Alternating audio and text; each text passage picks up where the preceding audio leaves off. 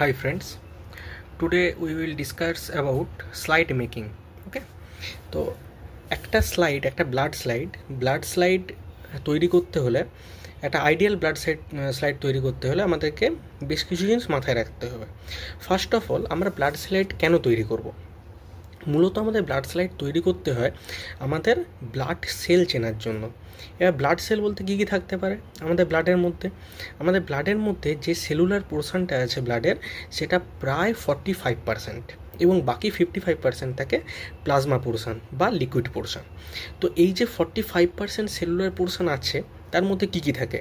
তার মধ্যে থাকে আরবিসি, ডব্লিউবিসি অ্যান্ড প্লেটলেট।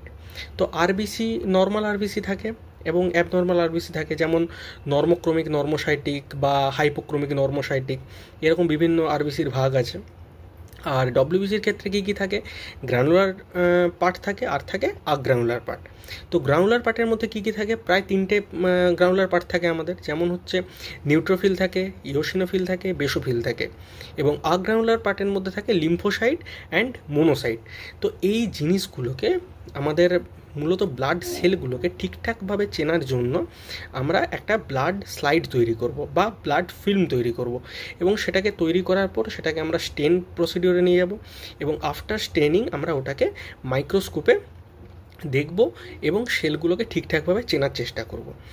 তো আমরা আজকে যে প্রসিডিওরটা নিয়ে আলোচনা করছি সেটা তাহলে ব্লাড স্লাইড মেকিং প্রসিডিওর। তো আমি ফার্স্ট কীভাবে ব্লাড স্লাইড তৈরি করব সেটা তোমাদের করে দেখাচ্ছি, তো দেখতে থাকো। ব্লাড স্লাইড তৈরি করতে গেলে আমার যে রিকোয়ারমেন্টগুলো লাগবে সেটা হচ্ছে একটা স্লাইড লাগবে, একটা স্প্রেডার লাগবে যার মাধ্যমে ব্লাডটাকে স্প্রেড করব, এবং আমার ইডিটিএ হোল ব্লাড লাগবে।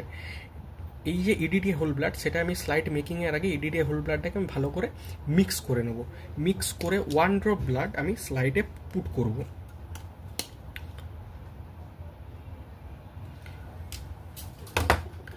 স্লাইডে পুট করার পরে আমি স্প্রেডার দিয়ে এই ব্লাডটাকে পুরো স্লাইডে স্প্রেড করব। ফার্স্টে স্লাইডটাকে আমাকে ব্লাডে টাচ করাতে হবে, দিয়ে ওটা স্লাইডে স্প্রেড করলে আমি তারপরে পুরো স্লাইড জুড়ে ব্লাডটাকে স্প্রেড করাবো। এই যে আমি স্প্রেড করিয়ে নিলাম। স্প্রেড করানোর পরে আমাকে প্রথমে নাম্বারিং করে নিতে হবে। আমার ল্যাবের যে নাম্বারিং থাকবে সেই নাম্বারিংটা আমি করে নিলাম।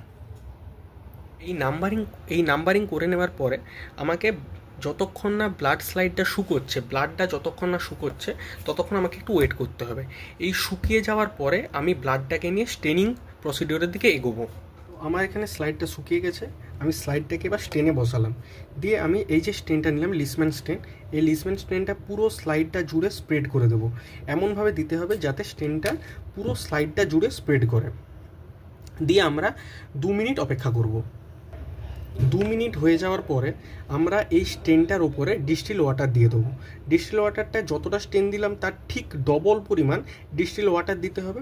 ডিস্টিল ওয়াটারটা পুরো স্লাইড জুড়ে স্প্রেড করে দেওয়ার পরে স্লাইডটায় এই ডিস্টিল ওয়াটার অ্যান্ড স্টেনটাকে খুব ভালো করে মিক্স করে নিতে হবে।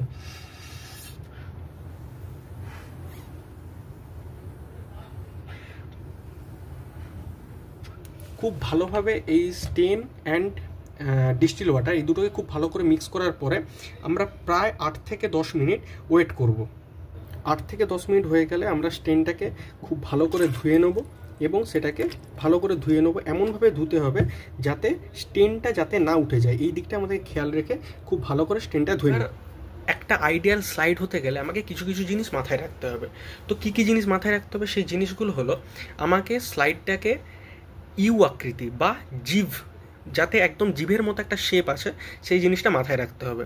এবার একটা আইডিয়াল স্লাইডের 3টে পোর্শন থাকে, একটা হচ্ছে হেড পোর্শন, একটা হচ্ছে মিডিল পোর্শন বা বডি পোর্শন, আর একটা হচ্ছে টেল পোর্শন। এই 3টে পোর্শনের মধ্যে হেড পোর্শন যেটা আছে সেটা থিক পোর্শন, অ্যান্ড টেল পোর্শনটা হচ্ছে থিন পোর্শন। আর আমরা যেটা মাইক্রোস্কোপের আন্ডারে যেটুকুটা দেখবো সেটা হচ্ছে এই টেল পোর্শনটা বা থিন পোর্শনটা, যেখানে আমাদের যে ব্লাড সেলগুলো আছে সেগুলো ওয়েল ডিফাইন্ড হবে, বা আমরা খুব ভালো করে ওই জায়গাটাতে ব্লাড সেলগুলোকে চিনতে পারবো। তো আমরা যখন একটা স্লাইডকে স্টেনিংয়ের দিকে নিয়ে যাব, স্টেনিংয়ের ক্ষেত্রে আমরা রোমানস্কি স্টেন ইউজ করব। রোমানস্কি স্টেন হিসেবে আমরা এখানে, রোমানস্কি স্টেন মিনস যে স্টেনে আমরা 2 রকমের কালার পাই, বা দু রকমের ডাই মিক্স করা থাকে।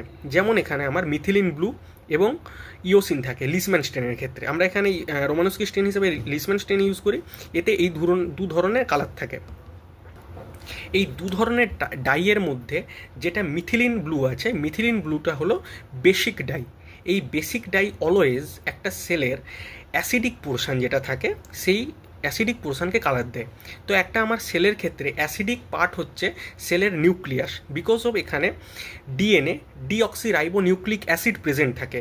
এই নিউক্লিক অ্যাসিড প্রেজেন্ট থাকার জন্য এই পোর্শনটাকে যে কোনো বেসিক ডাই স্টেন করবে। এবং যেটা ইওসিন আছে, ইওসিন হলো অ্যাসিডিক ডাই, যেটা সেলের বেসিক পার্ট অর্থাৎ সাইটোপ্লাজমকে স্টেন করবে। এটা ধোয়া হয়ে গেলে স্লাইডটাকে ভালো করে শুকোতে দিতে হবে, এবং শুকিয়ে যাওয়ার পরে এটাকে আমরা কি করব, মাইক্রোস্কোপের দিকে নিয়ে যাব মাইক্রোস্কোপিক এক্সামিনেশনের ক্ষেত্রে। তোমরা এখানে দেখতে পাচ্ছ আমি তোমাদেরকে যে আইডিয়াল স্লাইডের কথা বলেছিলাম, এটা হচ্ছে সেই আইডিয়াল স্লাইড। পুরো দেখো এর তিনটে পোর্শন, এটা হচ্ছে হেড পোর্শন, এটা হচ্ছে মিডিল পোর্শন বা বডি পোর্শন, অ্যান্ড এটা হচ্ছে টেল পোর্শন। এই যে ভালো করে দেখো টেল পোর্শন, টেল পোর্শনটা দেখো পুরো ইউ আকৃতির হয়েছে, পুরো ইউ আকৃতির। এটাই হচ্ছে আইডিয়াল স্টেন এবং আইডিয়াল স্লাইড যেটাকে বলে। এই ইউ আকৃতি এমনভাবে হতে হবে যাতে এটা পুরো গোলাকার হয় উপরের দিকটা এবং কোনো রকম কাটা কাটা দাগ না থাকে। একটু ভালো করে তোমরা যদি দেখো তো এখানে দেখতে পাবে কোনো কাটা দাগ নেই, কিন্তু পুরো গোল একদম স্ফেরিক্যাল। এই যে কাটা দাগ যদি থেকে থাকে তাহলে আমরা ভালোভাবে স্লাইডটাকে দেখতে পারবো না, দেখতে অসুবিধা হবে।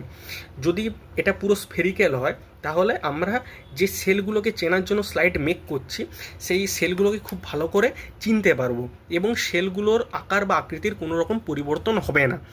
তো স্লাইড শুকিয়ে যাওয়ার পর সেটাকে আমরা ফার্দার মাইক্রোস্কোপিক এক্সামিনেশনের ক্ষেত্রে নিয়ে যাব। সেটাকে আমরা আইদার 40x দেখতে পারি, আদারওয়াইজ অয়েল ইমার্শন দিয়ে 100x দেখতে পারি। তো আজকের যে স্লাইড মেকিং প্রসিডিওর তোমাদেরকে জানালাম, আজকের এইটুকু পোর্শন। তো তোমরা ভালো করে স্লাইড মেকিং প্রসিডিওরটা শেখো এবং ফার্দার স্লাইড মেক করে তোমরা মাইক্রোস্কোপিক এক্সামিনেশান করো। Thank you.